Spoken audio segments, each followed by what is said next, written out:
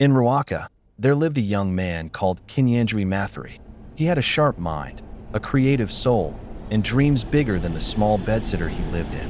To most people, he looked confident, the type of young man who knew exactly where he was going in life.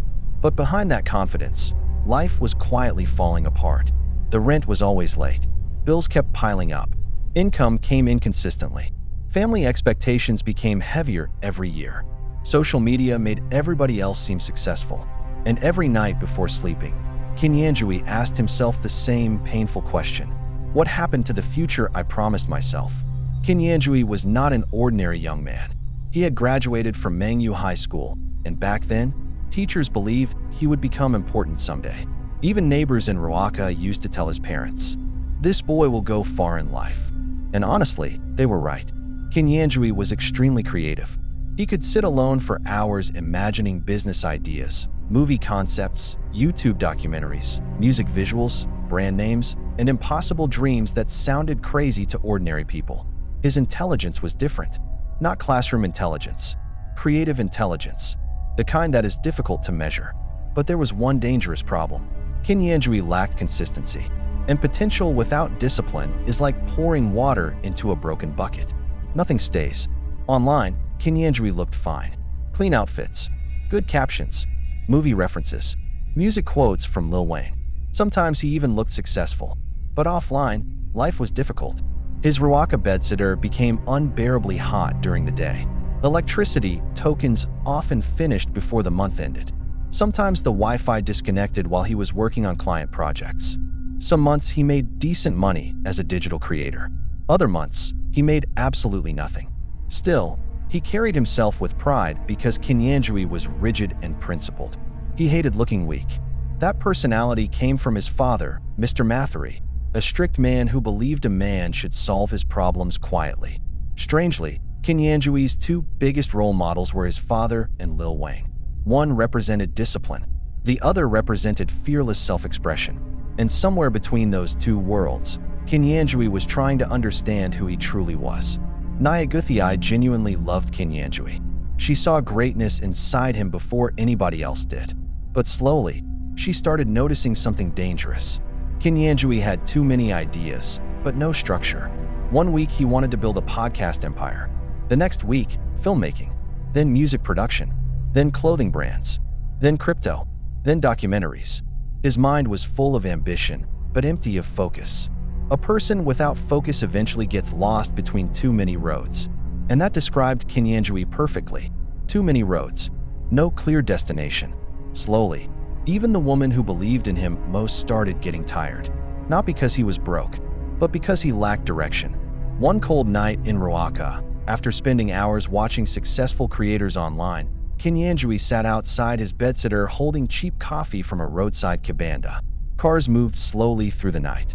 Music from nearby clubs echoed in the distance. And for the first time in years, he became honest with himself. Not motivational video honest. Not social media honest. Real honest. He realized something painful. Kinyanjui loved looking successful more than doing the painful work required to become successful. That truth broke him. Because deep inside, he knew he had been performing ambition instead of building value. Then he remembered something his grandmother once told him. No great man becomes strong without hard work. That night changed him completely. Kinyanjui stopped blaming Nairobi. Stopped blaming luck. Stopped blaming algorithms. Stopped blaming life. And quietly, he started rebuilding himself. This was the stage most people never see because it is boring. No applause. No viral moments. No glamorous lifestyle. Kinyanjui disappeared quietly. He started studying storytelling seriously.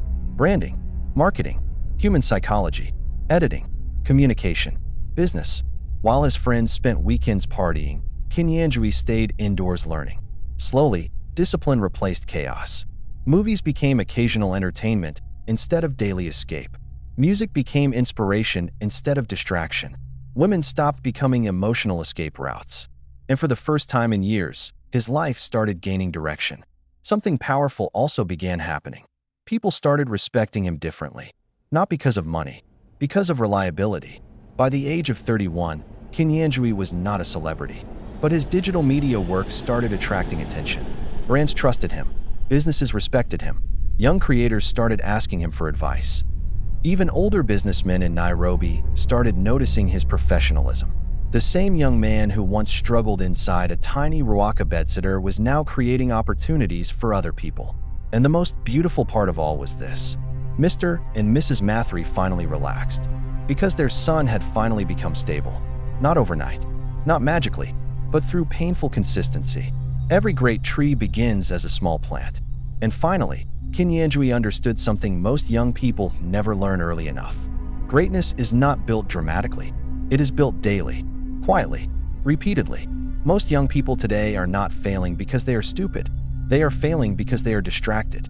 Too much comparison, too much pressure, too much performance, too much obsession with looking successful before becoming valuable. Kinyanjui's story is the reality of many young people in Nairobi. Brilliant minds, huge potential, but trapped between ambition and discipline. And maybe the reason life is delaying your success is because life is trying to build your character first. Because money without discipline destroys people. Influence without wisdom corrupts people. And respect without value never lasts. One day, people will call Kinyanjui lucky. They will admire the success, the reputation, the influence, and the connections. But they will never fully understand the lonely nights in Ruaka, the silent sacrifices, the discipline, and the years he spent becoming valuable when nobody was clapping for him. Because that is how generational men are built. Quietly.